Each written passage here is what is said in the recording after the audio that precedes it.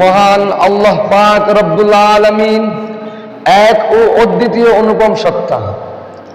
যদি জিজ্ঞেস করা হয় এই আকাশ কে সৃষ্টি করেছে, এই জমিন কে বিছিয়েছে, সুউচ্চ পাহাড় পর্বত কে স্থাপন করেছে, এই সাগর নদী কে প্রবাহিত করেছে, সবুজ বৃক্ষের সারি কে সাজিয়েছে, চাঁদের বুকে জোছনা কে ঢেলে দিয়েছে, সকলের উদ্দীপ্ত জবাব হবে এক ও অদ্বিতীয় আল্লাহ। এমনকি সত্য সন্ধানী বিজ্ঞানীরাও সরল স্বীকারোক্তি দিয়েছেন, Allah is our creator, Allah is Almighty.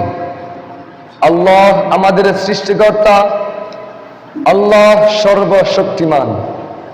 শুধু তাই নয়, পশ্চিমা গবেষক, ডাক্তার, বিজ্ঞানীরা আরো অগ্রসর হয়ে বলেছেন, আল্লাহ ইজ প্রেজেন্ট এভরিওয়্যার, আল্লাহ সর্বত্র বিরাজমান।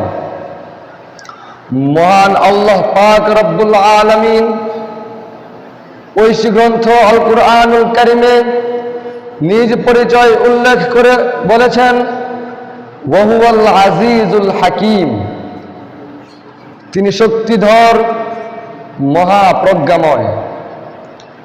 লাহু মুলকুস সামাওয়াতি ওয়াল আরদ, নভমণ্ডল ও ভূমণ্ডলের রাজত্ব তারই।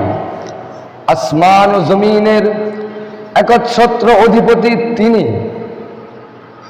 আলিমুল গায়বি ওয়াশ শাহাদা, তিনি দৃশ্য ও অদৃশ্য সব কিছু সম্পর্কে সর্বজ্ঞ।